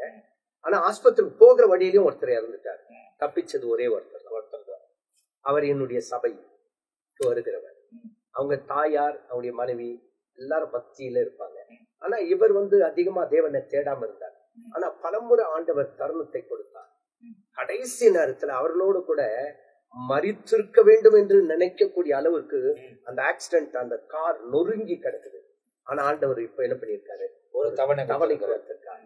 அதை இந்த தம்பி புரிஞ்சுக்கிட்டு, அதுக்கு காரணம் அந்த குடும்பத்துல ஜெபிக்கிறவங்க. அதுதான் ஜெபம் ரொம்ப முக்கியம். இப்போ நோவா தன் காலத்தில் தன் குடும்பத்தை ரட்சித்துக் கொண்டார். அப்ப இந்த காலத்துல நம்முடைய குடும்பம் ரட்சிக்கப்படுவதற்கு நாம் எவ்வளவாய் ஜெபிக்க வேண்டும். அதாவது பெற்றோர்களும் சரி, வயதானவர்கள் இருந்தாலும் சரி, குடும்பத்துக்காக, கூட பிறந்தவங்களுக்காக, உற்றார் உறவினருக்காக நம்ம ஜெபிக்க முடியும். அவங்க நம்ம ஒருவேளை சொல்லி கேட்காம இருக்கலாம் நிறைய விஷயத்துல, ஆனாலும் அவங்களுக்கும் மனம் திரும்புவதற்கு ஆண்டவர் தருணத்தை கொடுக்க. இதுல இன்னும் ஒரு அதிசயம் என்னன்னு கேட்டா, இந்த தம்பி அதிகமா குடும்ப ஜெபத்துல உட்கார்றது இல்ல. கடந்த வாரத்துல குடும்ப ஜெபத்துல உட்கார்ந்து இருக்காரு. அப்ப அவங்களுடைய மனைவி சொல்லியிருக்காங்க, அம்மா தமிழ்ல பைபிள் படிக்கட்டும், நான் தெலுங்குல படிக்கிறேன், நீங்க இங்கிலீஷ்ல படிங்க அப்படின்னு சொல்லிட்டு எந்த அதிகாரத்தை படிக்கலாம் அப்படின்னு பார்த்தா 91வது சங்கீதம். அதுல இந்த தம்பி இங்கிலீஷ்ல வாசிட்டு இருந்திருக்காரு. ஆபத்தில் நானே அவனோடு கொடுத்து அவனை தப்புவித்து அவனை கனப்படுத்துவேன், என்னை நோக்கி கூப்பிடுவான், நான் அவனை விடுவிப்பேன், ஆபத்தில் நானே அவனோடு கொடுத்து அவனை தப்புவித்து அவனை கனப்படுத்துவேன். அந்த வார்த்தையெல்லாம் படிச்சுட்டு இருந்திருக்காரு. இப்ப இந்த ஆக்சிடென்ட்ல இருந்து விடுதலை ஆகி வந்த பிறகு கர்த்தருடைய இருதயத்துல பேசியிருக்காரு. ஒரு நாள் உட்கார்ந்து இந்த பைபிளை படிக்கும்போது இந்த ஆக்சிடென்ட்டுக்கு முன்னாடியே ஆண்டவர் என் கூட பேசி, ஆபத்தில் நானே உன்னோடு கொடுத்து உன்னை தப்பித்து உன்னை கனப்படுத்துவேன்னு சொன்னாரே. அப்போ ஒரு முறை நான் உட்கார்ந்ததுக்கே என்ன இப்படி தப்பிச்சிருக்காருன்னு சொன்னா, ஆண்டவருடைய பாதத்துல தினமும் உட்கார்ந்தா எனக்கு எவ்வளவு நன்மை செய்வார் அப்படின்ற அளவுக்கு ஒரு முன்னேற்றம், ஒரு மாறுதல். அது காரணம் என்னன்னு கேட்டா, ஆண்டவர் ஒரு தவணை கொடுத்தார். இந்த உலகத்திலே வாழும்படியான ஒரு தவணை கொடுத்திருக்கார். எங்கேயும் கூட நான் தவணை கொடுத்தேன், ஆனாலோ அவர்களுக்கு மனம் இல்லை. இன்றைக்கு கூட இந்த சத்தியத்தை கேட்டுக்கொண்டிருக்கிற அநேகர் அப்படிதான். ஆண்டவர் எத்தனையோ தவணை கொடுக்கிறாரு, ஆனா சுபாவம் மாறல. ஆண்டவரை விட்டு தூரமா போய்கொண்டே இருக்கிறார்கள். ஆகவேதான் நாம ஆரம்பத்திலே ஒரு வசனத்தை வாசித்தோம், துர்ச்செய்தி அப்படின்னு சொல்லிட்டு. இப்போ கூட இன்னைக்கு ராத்திரி நீங்க சொல்லிட்டு இருந்த மாதிரி இன்றைக்கு ராத்திரி அமெரிக்கா என்ன முடிவு எடுக்க போகுது தெரியாது, புட்டின் என்ன முடிவு எடுக்க போறாரு தெரியாது. இந்த ராத்திரி, இன்றைக்கு ராத்திரி இந்த செய்தியை கேட்டுக்கொண்டிருக்க இந்த ராத்திரி உலகம் முழுதும் ஒரு பதற்றம், ஒரு துர்ச்செய்தி வந்து கொண்டே இருக்கிறது. இது என்னமாய் முடியுமோ என்ற ஒரு பெரிய கேள்விக்குறி. எசேக்கியேல் 21வது அதிகாரம் 7வது வசனத்துல என்ன சொல்லி இருக்குது பார்த்தா, உலகத்துல இருக்க எல்லாருக்கும் ஒரு பெருமூச்சு, இது 3வது உலக யுத்தமா மாறுமா, இனி என்ன நடக்கும் தான் யோசிக்கிறாங்களே ஒழிய இது ஆண்டவருடைய வருகைக்கு அடையாளம். அப்போ இது நிமித்தமாக, இப்பேற்பட்ட சம்பவத்தின் நிமித்தமாக ஆண்டவர் வரப்போகிறார் என்ற உணர்வு அநேகருக்கு இல்லாமல் இருக்குது. இந்த வசனத்தை வாசித்து பார்க்கலாம். எசேக்கியேல் 21:7. நீ எது நிமித்தம் பெருமூச்சு விடுகிறாய் என்று அவர்கள் உன்னிடத்தில் கேட்டால் நீ அவர்களை நோக்கி துர்ச்செய்தி வருகிறது நிமித்தமே, துர்ச்செய்தி வருகிறது நிமித்தமே. இப்ப பாருங்க, ஒவ்வொரு நாளும் எதை கேட்டிருக்கோம்? துர்ச்செய்தி, இனி வார் ஆரம்பிச்சிடும், இனி உலக யுத்தம் ஆரம்பிச்சிடும்ன்ற துர்ச்செய்தி. வேற திடீர்னு இப்பதான் நல்லா போனானே, ஆக்சிடென்ட் ஆகி அங்கே செத்து போனான், துர்ச்செய்தி. திடீர் என்று சொல்லி இந்த பயங்கரமான ஒரு விஷ ஜுரம் பரவி கொண்டிருக்குது, துர்ச்செய்தி. நல்லாதான் இருந்தாரு, திடீர்னு ஹார்ட் அட்டாக் வந்து மரித்து போனார். எல்லா இடங்களிலும் துர்ச்செய்தி. இப்ப பாருங்க, இங்க சொல்லப்பட்டிருக்குது, துர்ச்செய்தி வருகிறது நிமித்தமே, அதனால் இருதயம் எல்லாம் உருகி. இன்றைக்கு உலகத்தில் இருக்க எல்லாருடைய இருதயம் என்ன இருக்கு? உருகி போயிருக்கு. காரணம் என்ன?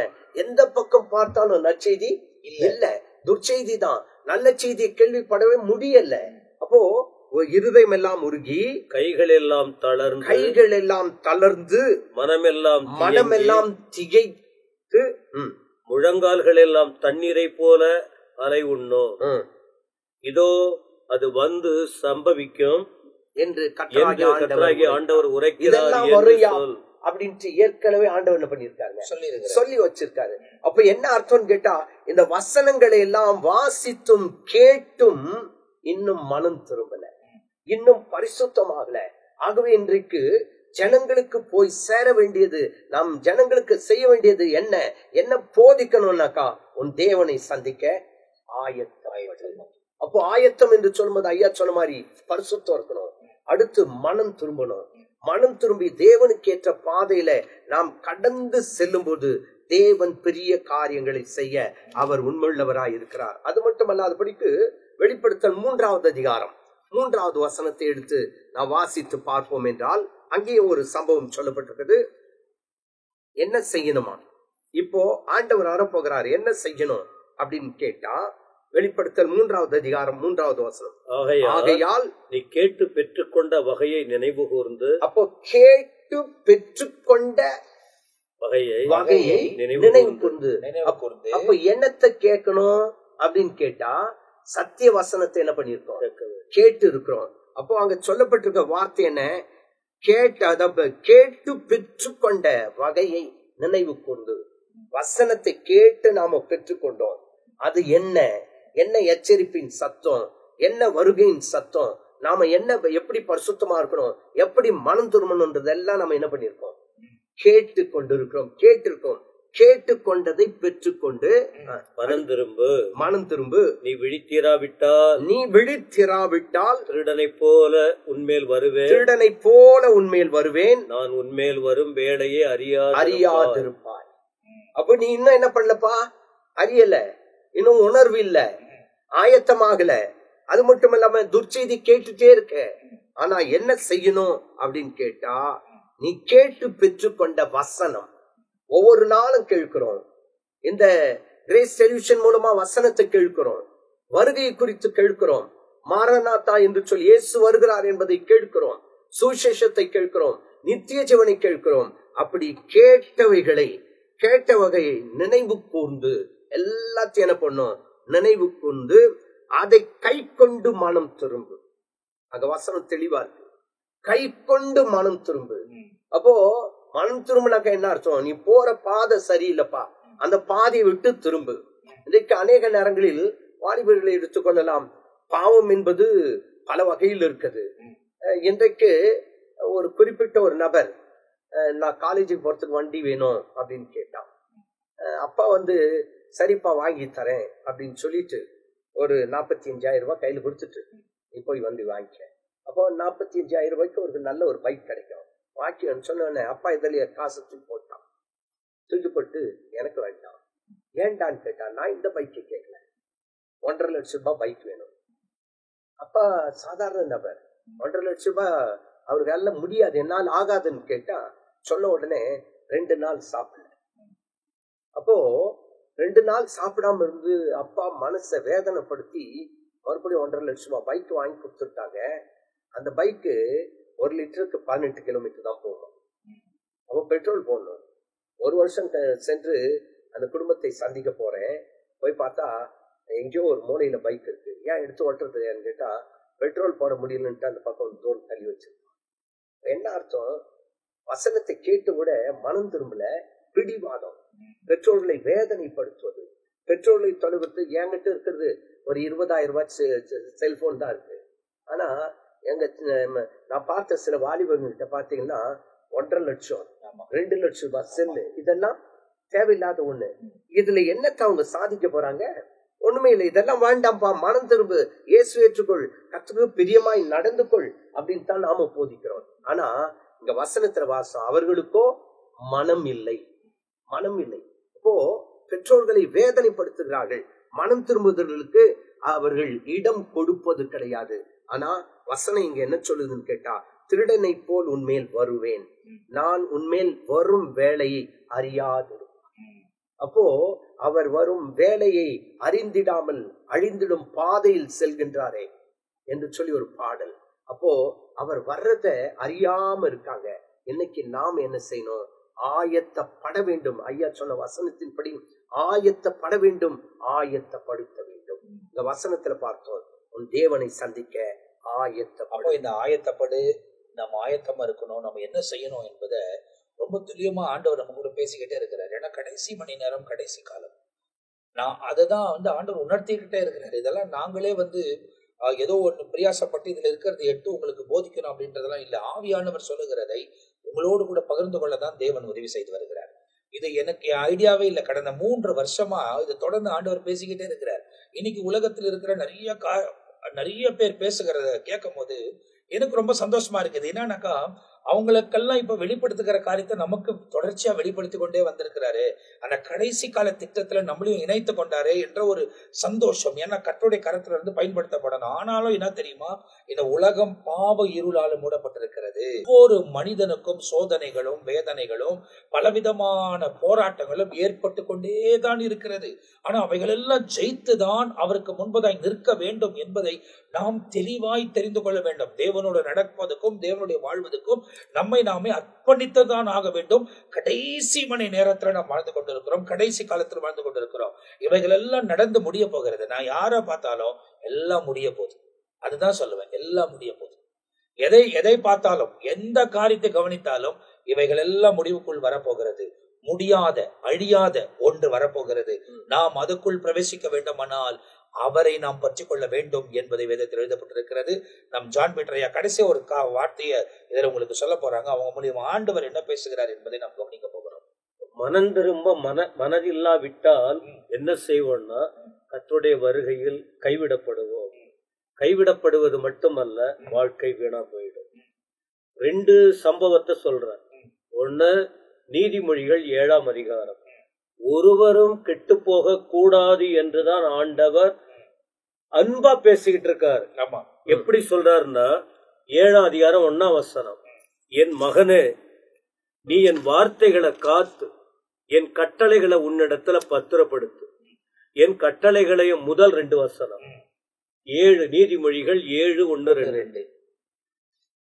என் கட்டளைகளையும் என் போதகத்தையும் உன் கண்மணி போல காத்துக்கொள், அப்பொழுது பிழைப்பாய். இப்ப சொல்லி வருகிற விதம் என்ன? ஆயத்தப்படணும், ஆயத்தப்படுத்தணும், காவலாளனா இருக்கணும். அப்ப இதற்கு சொந்தக்காரர் ஆண்டவர். அவர் வார்த்தையை கொடுக்கிறார். ஊழியர்கள் மூலமா சொல்லுவது மட்டுமல்ல, அவரே அன்பா பேசிக்கிட்டு இருக்காரு. என் மகனே, என் மகனே, என் வார்த்தையை கேளு, இதற்கு கீழ்ப்படி, உன்னை நான் அழிவிலிருந்து பாதுகாப்பேன், என்னோட வைத்துக் கொள்ளுவேன். ஆனா இந்த இடத்துல ஒரு வாலிபன் கீழ்ப்படியல, எச்சரிக்கைப்படுத்தினார், அவன் ஏற்றுக்கொள்ளல. பைக் வேணும்னு சொன்னாங்களே, நிறைய பார்த்துக்கிட்டு இருக்கிறோமே, முடிவு என்ன? ஒன்னும் சாதிக்க போறது இல்ல.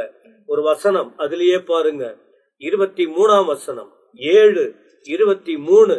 ஒரு குருவி தன் பிராணனை வாங்கும் கண்ணியை அறியாமல் அதில் விழ தீவிரிக்கிறது போல, ஒரு குருவி தன் பிராணனை வாங்க கண்ணி அங்க வைக்கப்பட்டிருக்கு, மறைவா வைக்கப்பட்டிருக்கு, அதுல போய் மாட்டிக்க போகுது, அதுக்கு தெரியல. உலகம் அதுதான் நடந்துகிட்டு இருக்கு, உலகத்துல அதுதான். ஆனா விழிப்பாக்கும்படியான வார்த்தை வந்துகிட்டு இருக்கு போல என்ன செஞ்சது? அவளுக்கு பின்னே போனான். அந்த பாவ செயல்களுக்கு மனதை மாற்றிக்கொள்ளாமல் பிடிவாத இருதயத்தோடு இருதயத்தை கல்லாக்கி அது பின்னாடியே போனா. கீழ்ப்படிய மனசில்ல, மனம் திரும்ப மனசில்ல, ஏற்றுக்கொள்ள மனசில்ல. முடிவு என்ன தெரியுமா? அம்பு அவன் ஈரலை பிளந்தது. அம்பு ஈரலை, உடல்லாம் வெளியில வந்துச்சு, உயிர் போயிடுச்சு, நரகத்துக்கு போகுது, ஆண்டோடைய வருகைக்கு போக முடியல. இப்படி ஒரு முன்மாதிரியான உதாரணம் இருக்கிறதுனால அப்பா என்ன சொல்றாரு, பரம தகப்பன் என்ன சொல்றாரு? ஆதலால் பிள்ளைகளே, எனக்கு செவி கொடுங்க, எனக்கு செவி கொடுங்க, என் வார்த்தையை கவனியுங்கள். அப்போ ஒரு சரியான வழி இருக்கு, தவறான வழி இருக்கு. 25வது வசனத்தின் கடைசி பகுதி ஒரு வித்தியாசமா இருக்கு. அவள் பாதையிலே மயங்கி தெரியாதே. இன்றைக்கு அநேக பாவத்துல அநேகர் என்ன செய்தாங்க? மயங்கி தெரிஞ்சிட்டு இருக்காங்க. அங்க சொல்லப்பட்டிருக்க அந்த வார்த்தை பாதையிலே மயங்கி தெரியாதே. இன்றைக்கு அநேகர் பாவத்தின் பாதையில், உலகத்தின் பாதையில், தன் சுயம் போன பாதையில் மயங்கி தெரிஞ்சிட்டு இருக்காங்க. அவங்கள பார்த்துட்டு ஆண்டவர் சொல்றாரு, ஐயா வாச அந்த வசனத்தின்படி, என் பிள்ளைகளே, என் மகனே, என் மகளே, நீ மயங்கி தெரியாத, மனம் திரும்பு. 27ஆம் வசனம், அவள் வீடு பாதாளத்துக்கு கொண்டு போகும் வழி, அது மரண அறைகளுக்குள் கொண்டு போகும் வழி. இது வேண்டாம். பாதாளத்தின் வழி அல்ல, பரலோகத்தின் வழி நமக்காக காத்திருக்கிறது. அங்க அநேக வாசஸ்தலங்கள் உண்டு, அங்க போய் சேரணும். அதுக்காக தான் ஆயத்தப்படணும், ஆயத்தப்படுத்தணும், ஆத்மாவை காத்து கொள்ளணும், கர்த்தருடைய வார்த்தையை கேட்கணும், பரிசுத்தமா இருக்கணும், மனம் திரும்பணும், கீழ்ப்படியணும், வாழ்க்கைய ஒப்பு கொடுக்கணும். அவர் சத்தம் கேட்டு அவரோட வாழ கர்த்தர் கிருபை கொடுப்பார். அப்ப இந்த இடத்துல தொடர்ச்சியா பாருங்க, கடைசி மணி நேரம் இது கூவிக்கொண்டே இருக்கிறோம். ஆவியானவர் சொல்லிக் கொண்டே இருக்கிறார். நோவா இப்படிதான் பிரசங்கம் பண்ணி கொண்டே இருந்தார். ஒருத்தனும் கீழ்ப்படியில, யாருமே பிழைக்குள்ள வர முடியல. நோவா தன் குடும்பத்தை ரட்சித்துக் கொண்டார். இன்றைக்கும் ஆண்டவர் நமக்கு சொல்லிக் கொண்டே இருக்கிறார். நாம் எச்சரிப்பு அடைந்து மனம் திரும்பினோமானால் நிச்சயமாய் வரப்போகிற ஆக்கடி தீர்ப்புக்கு தப்பிப்போம். அப்படி இல்லையானால் சிக்கிக்கொள்வோம் என்பதை நீங்கள் கவனியுங்கள். இந்த நிகழ்ச்சியில கடைசியா நம்மத்துல பிஷப் பெனியஸை அவங்க என்ன சொல்றாங்கன்றதை கவனித்து நாம் ஜெபித்து முடிக்க போகிறோம். நாம் ஆரம்பத்தில் கேட்ட வசனத்தின்படி, உன் தேவனை சந்திக்க ஆயத்தப்படு என்ற வேத வசனத்தின்படி அவர் சீக்கிரமாய் வரப்போகிறார். அவரை சந்திக்க ஆயத்தமாய் இருக்க வேண்டும். அவருடைய கண்ணிலே அகப்பட்டு மயங்கி போக கூடாது. இன்னைக்கு உலகத்துல பார்க்கும்போது விஞ்ஞானம் அதிகமாய் முன்னேறி கொண்டே போகிறது. இன்றைக்கு அநேகர் அந்த மயக்கத்துல, உலக மயக்கத்துல இருக்காது. ஆனால் வசனம் தெளிவாய் சொல்கிறது, இதோ நான் சீக்கிரமாய் வருகிறேன், உன் தேவனை சந்திக்க ஆயத்தப்படு. இந்த வேதவசம்படி நாம் ஆயத்தப்படுவோம், மற்றவர்களையும் ஆயத்தப்படுத்துவோம். கர்த்தர் நம்மை ஆசீர்வதிப்பார். அப்ப இந்த மாரணத்த நிகழ்ச்சியில ரொம்ப தெளிவாய் சொல்லப்படுகிறது, காலம் சமீபமா இருக்கிறது, இனி காலம் செல்லாது, எல்லாமே ஒரு முடிவுக்குள் வரப்போகிறது. அந்த முடிவுக்குள் வருவதற்கு முன்னே, ஏன்னா பைபிள்ல சொல்லப்பட்டிருக்கு, இவைகள் எல்லாம் வேதனைகளுக்கு ஆரம்பம், முடிவு உடனே வராது. அதான் திரும்ப திரும்ப சொல்றேன். இதெல்லாம் ஆவியானவர் எனக்கு சொல்லிக் கொடுக்கறது. என்ன அப்படின்னா, முடிவு உடனே வராதுன்னா, முடிவு உடனே வராது. ஏன்னா 21ஆம் வருஷம் இந்த யுத்தம் ஆரம்பிச்சது, முடிவு உடனே வரல. இன்னும் 25 வருஷத்துல இருக்கிறோம், போய்கொண்டுதான் இருக்கிறது. ஆனா முடிவு வரப்போகிறது. அப்போ இவைகளுக்கெல்லாம் இது நடுவில எங்க வேணாலும் எக்கால சத்தம் கேட்கலாம், எப்ப வேணாலும் கேட்கலாம். அதை கேட்பதுக்கு முன்னே நம் உயிர் கூட நம்ம விட்டு பிரிந்து விடலாம். ரெண்டுல எதனா ஒண்ணு நடந்தே ஆகும். ஆனா இந்த ரெண்டு காரியம் சம்பவிக்கும் போது, ஒண்ணு மரணம் சம்பவிக்கும் போது, இல்ல எக்கால சத்தம் கேட்கும் போது, நாம் கிறிஸ்துவுக்குள் இல்லாவிட்டால் கைவிடப்படுவோம். கிறிஸ்துவுக்குள் நாம் இருக்க வேண்டும். கிறிஸ்துவுக்குள் இருக்க வேண்டுமானால் கிறிஸ்து பின்பற்ற சொன்ன வழிகள், அவர் நமக்கு வாழ்ந்து காண்பித்த மாதிரியை நாம் கை கொள்ளாவிட்டால் யாரா இருந்தாலும் கைவிடப்படுவோம் என்பதில் சந்தேகமே கிடையாது. எனவே மனம் திரும்புங்கள், பரலோக ராஜ்யம் சமீபத்திருக்கிறது. தேவனோடு கூட நடக்க உங்களுக்கு ஒப்பு கொடுங்க. விளையாட்டு தினமா இருந்துராதீங்க. நான் சொல்றேன், சந்தோஷமா இருங்க, ஜாலியா இருங்க, எல்லாமே நீதியா செய்யுங்க. தவறான வழிமுறைக்கு போயிடாதீங்க, தவறான உறவுகளுக்குள்ள போயிடாதீங்க, தவறான உலக காரியத்தை யோசிக்காதீங்க, மற்ற எந்த காரியத்தை விரும்பாதீங்க. ஏன்னா பைபிள் சொல்லுது, உலகத்தில் இருக்கிறவரை நீ தேவனுடைய ராஜ்யத்தின் நீதியும் தேடு, எல்லாம் உனக்கு கூட சேர்த்து கொடுக்கப்படும். ஆண்டவர் கொடுக்கக்கூடிய காரியங்கள் எல்லாம் நீதியான வழியில தேவன் கொடுப்பார். ஆண்டவர் கொடுத்தால் கொடுத்த பொருள் மேல நம்ம கவனம் போகாது, கொடுத்தவர் மேலேயே நம்முடைய கவனம் இருக்கும் என்பதில் சந்தேகமே கிடையாது. ஆனா நீயா தேடி போனீங்கன்னா ஆண்டவரை விட்டு விட்டு பொருளுக்கு பின்பதாகவும் பணத்துக்கு பின்பதாகவும் உலகத்தில் உள்ள இருக்கிற காரியங்களுக்கு பின்பதாய் ஓடி போவாய். அதனால அவைகள் எல்லாம் உனக்கு பாதாளத்துக்கு கொண்டு போகும் என்ற வசனத்தை நம்முடைய ஜான் பீட்டர் ஐயா நீதிமொழிகள் 7ஆம் அதிகாரம் 27ஆம் வசனத்துல நமக்கு விளக்கி சொல்லியிருக்கிறார். எனவே ரொம்ப தெளிவாய் நடங்க. கடைசி காலத்துல வாழ்ந்து கொண்டிருக்கிறோம். எல்லா காரியமும் நம்முடைய காலங்களில் நடந்து கொண்டிருக்கிறது. எச்சரிப்பை தான் தேவன் கொடுப்பார். என்னென்ன ஆயத்தப்படுத்தணும், உங்களை நீங்க ஆயத்தப்படுத்தணும். எப்பவுமே ஆயத்தமா இருக்கணும். மன சோர்வு அடிவே கூடாது. நீதியான பாதையில நடப்பதுக்கு சோர்வு அடிவே கூடாது.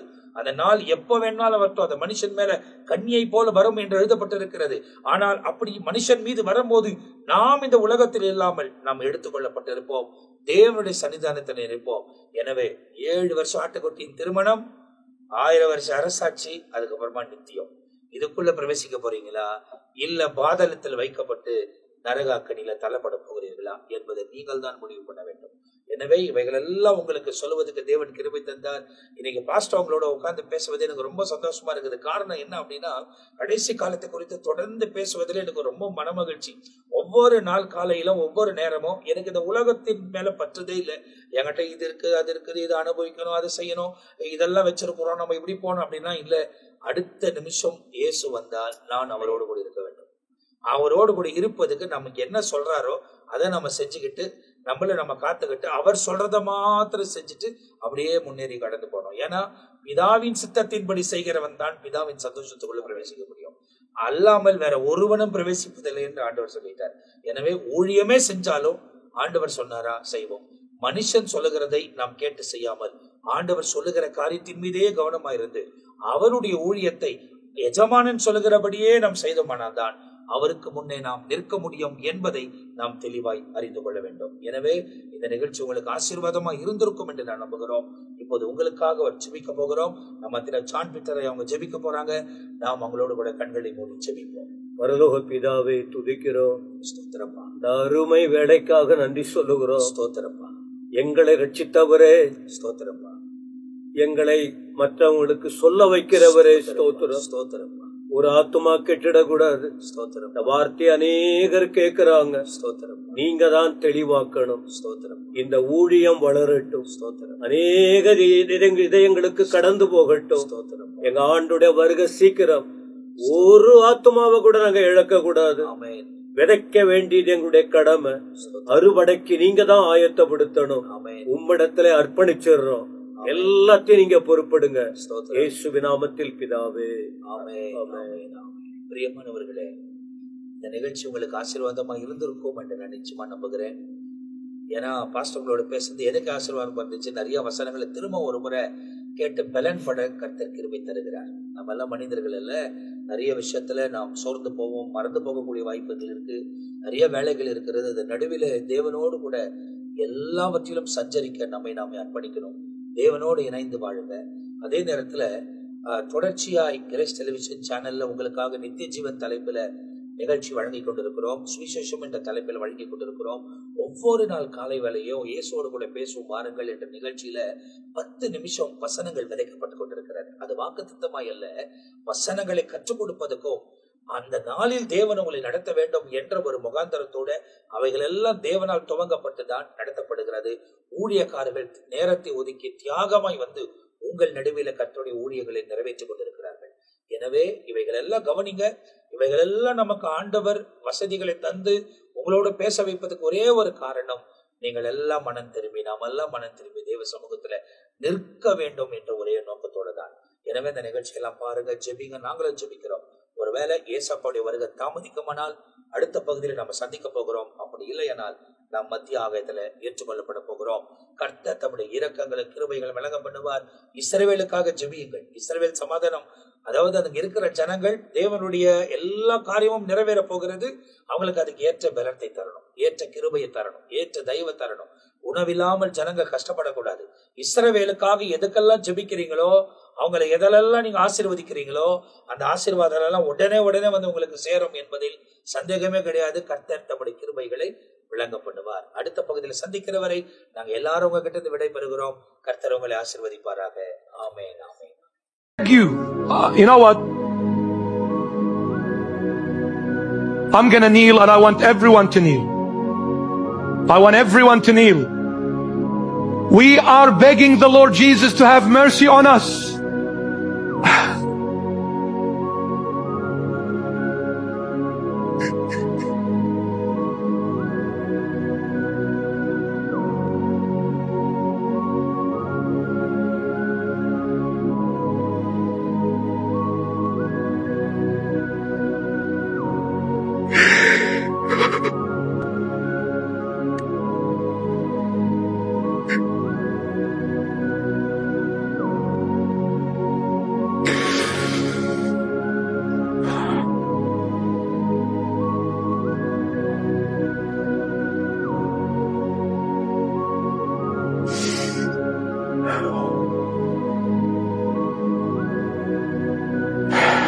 We need to pray. We need to fast. And we need to repent for Jesus Christ to have mercy on us all. You can fight whichever way you want to fight. You cannot overcome the enemy. You can only overcome the enemy with prayer and fasting, and the Lord Jesus said it very clearly. Very clearly He said it. This kind does not go out unless you pray and fast. It is through prayers and fasting we overcome the snares of Satan and the powers of these foul spirits that have been released in the world. Repent, my beloved. Pray and say, Lord Jesus, I am sorry, forgive me.